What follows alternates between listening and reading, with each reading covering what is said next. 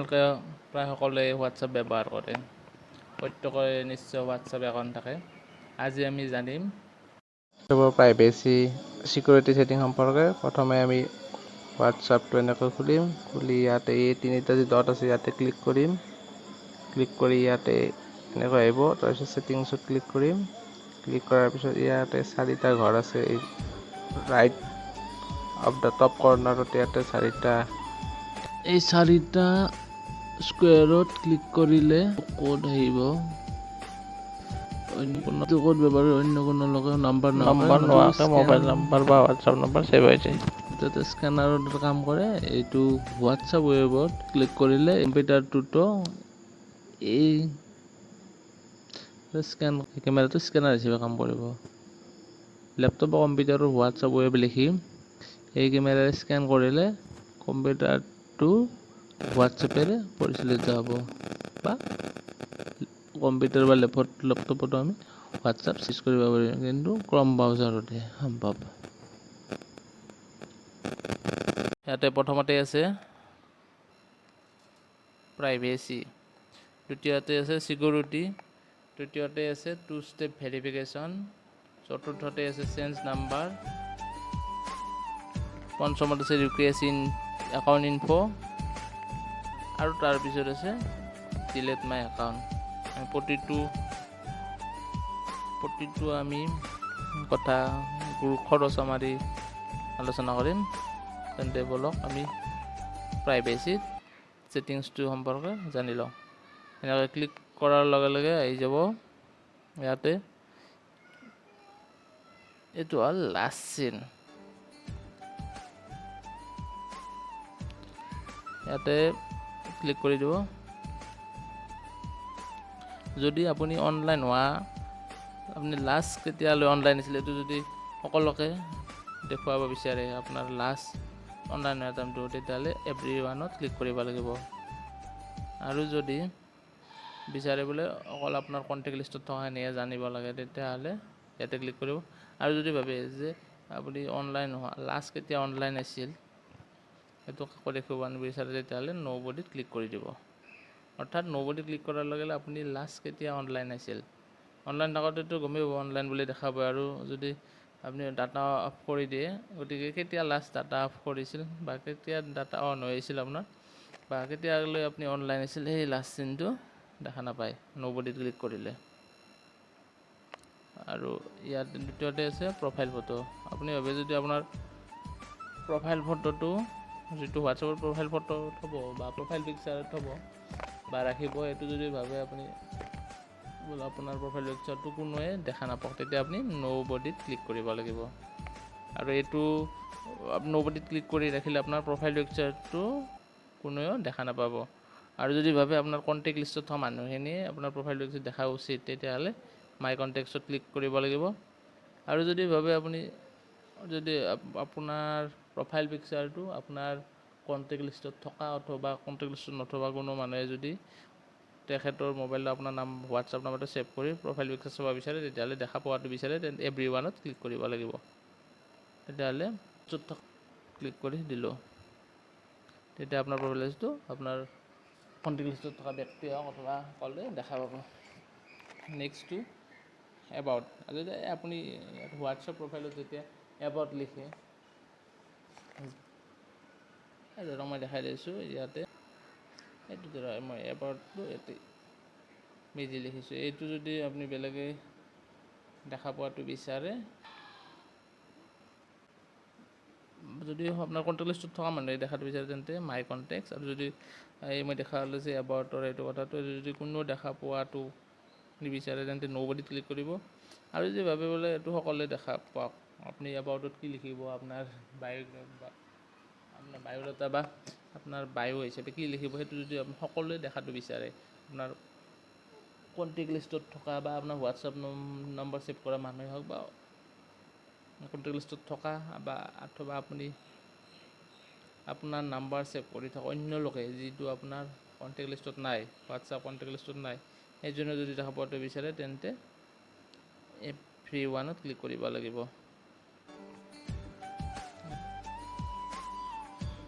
তেতিয়া এভৰিৱানত ক্লিক কৰিব লাগিব। আৰু এইটো হ'ল ষ্টেটাছ।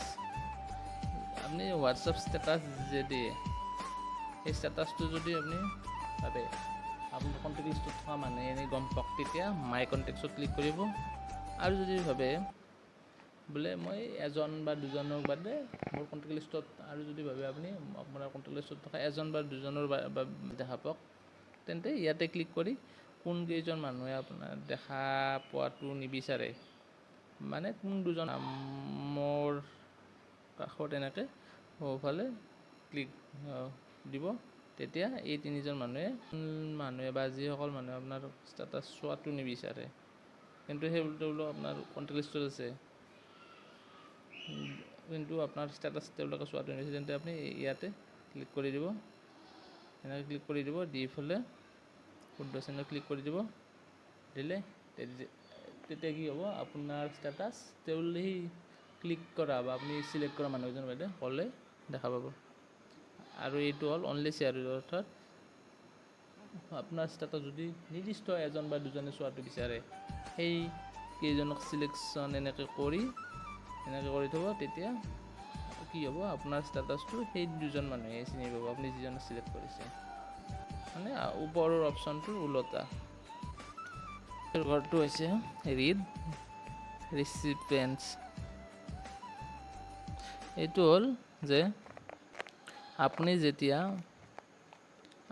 কাৰোবাক মেছেজ এটা কৰিব বা আপোনাৰ মেছেজ কোনোবাই চাব, সেই চোৱাটো আপুনি বা পঢ়াটো যদি আপুনি জানিব বিচাৰে, তেন্তে এইটো অন কৰি ৰাখিব। আৰু যদি কোনো ৰিচিপেণ্টে ৰিড কৰাটো আপুনি নেদেখালে আপোনাৰ চলি যায়, বা আপুনি নিবিচাৰে যে আপোনাৰ মেছেজ বা ইমেজ বা ভিডিঅ' চোৱা নাই, বা চালেও চোৱা নোচোৱাৰ কথা বা এইটো ইনফৰমেশ্যনটো জানিব নিবিচাৰে, বা মানে আপুনি আগ্ৰহ নেদেখায়, তেতিয়া ইয়াতে অফ কৰি থৈ দিব। এনেকৈ দিলে আপোনাৰ মেছেজ চালেও নাচালেও আপুনি গম নাপাব।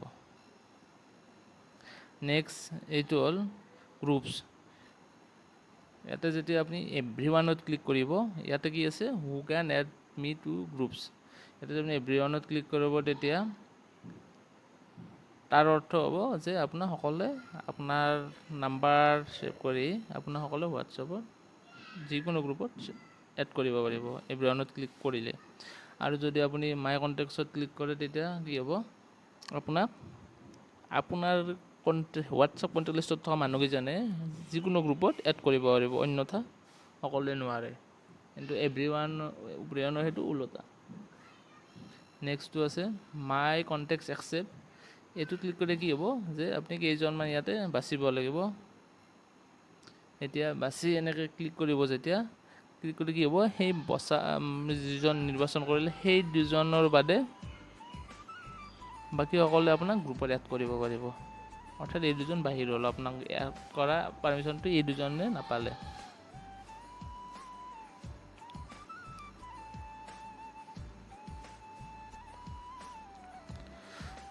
ইয়াৰ পিছৰটো হৈছে লাইভ লোকেশ্যন। এইটো হ'ল আপুনি যেতিয়া এইটো নান কৰি থৈ দিব, আপোনাৰ লাইভ লোকেশ্যনটো এইটো মানে আনলৈ শ্বেয়াৰ নহ'ব। আৰু যদি আপুনি এইটো GPS বা লোকেশ্যনত আপোনাৰ লোকেশ্যন বটনটো ছেটিংছত আপুনি অন কৰি থৈ দিয়ে, তেতিয়া আপোনাৰ লোকেশ্যনটো আপুনি শ্বেয়াৰ কৰিব পাৰে যিকোনো ব্যক্তিলৈ। এইটো হ'ল ব্লক কণ্টেক্টছ। ইয়াতে কি কৰিব পাৰিব, আপুনি আপোনাৰ ধৰক কোনোবা হোৱাটছএপত ডিষ্টাৰ্ব কৰি আছে বা হাৰাশাস্তি কৰিছে, তেতিয়া আপুনি কি কৰিব, আপোনাৰ কণ্টেক্ট লিষ্টত থকা নাম্বাৰটো ব্লক কৰিব পাৰিবই, আৰু অথবা বেলেগ অন্য নাম্বাৰ যি আপোনাৰ কণ্টেক্ট লিষ্টত নাই, আপোনাক কিন্তু মেছেজ দিছে, সেই নাম্বাৰটো আপুনি ব্লক কৰিব পাৰিব। তাৰ বাবে কি কৰিব লাগিব, আপুনি যিটো নাম্বাৰে আপোনাক ডিষ্টাৰ্ব দি আছে, সেই নম্বৰটো প্ৰথমতে কি কৰিব লাগিব, যদি ছেভ আছে তো ইয়াৰ পৰা সহজে উলিয়াব পাৰিব সহজে, আৰু যদি ছেভ নাই ছেভ কৰি লৈ এনেকৈ চিলেক্ট কৰি আপুনি এই নম্বৰটো ব্লক কৰিব পাৰিব। এনেকৈ দিলে আৰু আনব্লক হৈ যাব। অৰ্থাৎ আমি যদি ভাবে আনব্লক কৰোঁ তেতিয়াহ'লে আকৌ আনব্লক কৰিব পাৰিব। নেক্সটটো হৈছে ফিংগাৰ প্ৰিণ্ট লক। এইটো এনেকুৱা এটা ছেটিংছ যে আপুনি মোবাইল ফোন লক কৰাৰ উপৰিও ফিংগাৰ প্ৰিণ্টৰ সহায়ত আপুনি আপোনাৰ হোৱাটছআপটো লক কৰি থ'ব পাৰে। এনেকুৱা এটা ছেটিংছ যে আপোনাৰ মোবাইল লক কৰাৰো আপুনি ইয়াতে হোৱাটছআপটো ফিংগাৰ প্ৰিণ্ট ফটোৱে আপোনাৰ হোৱাটছআপটো লক কৰি থৈ দিব পাৰে, যাতে আনে আপোনাৰ মোবাইলটো চুব নোৱাৰে বা হোৱাটছআপ ব্যৱহাৰ কৰিব নোৱাৰে। তাৰপিছত আহিছোঁ আমি এতিয়া ছেটিংছলৈ। ইয়াতে আপুনি পঠোৱা মেছেজটো আপুনি যিজন ব্যক্তিলৈ পঠাব সেই তেওঁ আৰু আপোনাৰ বাহিৰে ইয়াতে হোৱাটছআপৰ জৰিয়তে গম নাপায়। ইয়াতে অন কৰিলে কি হ'ব, কণ্টেক্টটো যদি চিকিউৰিটি কোড চেঞ্জ কৰে সেইটো আপুনি গম পাব। সেইটো গতিকে অন অফ কৰি থৈ দিব, এইটো ভাল ছেটিংছ। এইটো হ'ল 2 ষ্টেপ ভেৰিফিকেশ্যন। আপুনি এইটো একাউণ্টটো কেতিয়াবা যদি নতুনকৈ ৰিষ্ট'ৰ কৰি অ'পেন কৰিব বিচাৰে আপোনাৰ, তেতিয়া আপুনি ইয়াত দিয়া ইমেইল আৰু আপোনাৰ কোডটো ব্যৱহাৰ কৰি পুনৰ আপুনি এইটো নম্বৰতে ৰিষ্ট'ৰ কৰিব পাৰিব হোৱাটছআপ। তাৰ বাবে পেনটো আপুনি এক্টিভেট কৰি ল'ব লাগিব ভেৰিফিকেশ্যন কোডেৰে। নেক্সট আহিছে চেঞ্জ নাম্বাৰ। এতিয়া মোবাইল নাম্বাৰ কেনেকৈ চেঞ্জ কৰিব, ধৰক আপোনাৰ এটা হোৱাটছআপ নম্বৰ ব্যৱহাৰ হৈ আছে, সেইটো বাদ দি আপুনি অন্য এটা হোৱাটছআপ নম্বৰ ইয়াতে ভৰাব বিচাৰে বা আগৰ নম্বৰটো আপুনি চেঞ্জ কৰিব বিচাৰে। তাৰ বাবে কি কৰিব লাগিব, এই চেঞ্জ নম্বৰৰ এইটোত ক্লিক কৰিব লাগিব। ক্লিক কৰাৰ লগে লগে এনেকৈ কি আহিব, changing your number will migrate your account info groups info, মানে আগৰ নম্বৰটোত যিখিনি আপোনাৰ ডাটা আহিছিল বা আপুনি গ্ৰুপত এড হৈছিল সেই গোটেইখিনি ইয়াতে আকৌ ৰিষ্ট'ৰ হৈ যাব। ইয়াতে নেক্সটত ক্লিক কৰক। নেক্সটত ক্লিক কৰিলে কি ইয়াতে কি লিখিব লাগিব, enter your old phone number with country code. Country কোডটো লিখাই আছে, অৰ্থাৎ আপুনি যদি বৰ্তমান ব্যৱহাৰ কৰি থকা নাম্বাৰটো চেঞ্জ কৰিব বিচাৰে, বেলেগ এটা নম্বৰ সোমাব বিচাৰে, তেতিয়া আপুনি এইটো অপশ্যনত যাব লাগিব। ইয়াতে কি লিখিব লাগিব, আপোনাৰ বৰ্তমান ব্যৱহাৰ কৰি থকাত আপুনি যদি নম্বৰ চেঞ্জ কৰিব বিচাৰে, যিহেতু অন্য এটা নম্বৰৰ বৰ্তমান নম্বৰটোৰ পৰা অন্য এটা নম্বৰলৈ চেঞ্জ কৰিব বিচাৰে, গতিকে ইয়াতে আগৰ নম্বৰটো লিখিব, অৰ্থাৎ বৰ্তমান ব্যৱহাৰ কৰি থকা নম্বৰটো। আৰু যদি আপুনি চেঞ্জ কৰিব বিচাৰে, যিটো নম্বৰত চেঞ্জ কৰিব সেই নম্বৰটো ইয়াত লিখিব। লিখি পেলাই ইয়াতে নেক্সট ক্লিক কৰি দিব।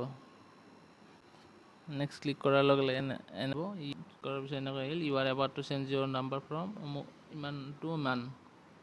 তাৰপিছত কি কৰিব, আপুনি আকৌ ডাউনত ক্লিক কৰি দিওঁ।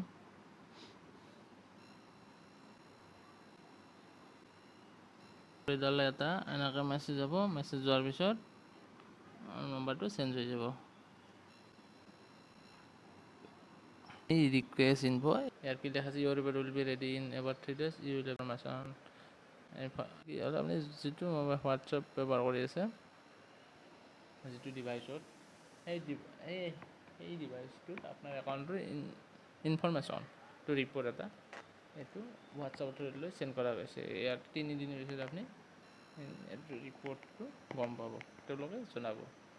আমি নাজানো এইটো, যদিও এইটো ডিভাইচত আমি হোৱাটছআপ ব্যৱহাৰ কৰিছোঁ, কিন্তু আপোনাৰ এটা ৰিপৰ্ট আৰু একাউণ্ট ইনফৰমেশ্যন এইটো ডিভাইচত, এইটো হোৱাটছআপতে আপুনি পাবৰ বাবে আপোনাৰ হোৱাটছআপৰ অথৰিটিক চেণ্ড কৰিছে, হোৱাটছআপে আপোনাক জনাব। নেক্সট আছে ডিলিট মাই একাউণ্ট।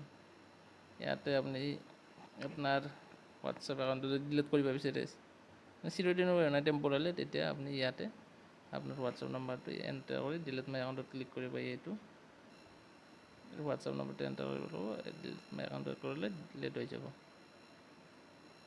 তো এইখিনি আছিল। যদি ভিডিঅ'টো ভাল পাইছে, লাইক কৰিব, কমেণ্ট কৰিব, শ্বেয়াৰ কৰিব আৰু ছাবস্ক্ৰাইব কৰিবলৈ নাপাহৰিব। আৰু ছাবস্ক্ৰাইব বাটন কাষত থকা ঘণ্টা বাটনটো টিপিবলৈ নাপাহৰিব, কাৰণ মই যেতিয়াই নতুন ভিডিঅ' আপলোড কৰিম, তেতিয়া আপোনালোকে সকলোতকৈ আগতে গম পাব।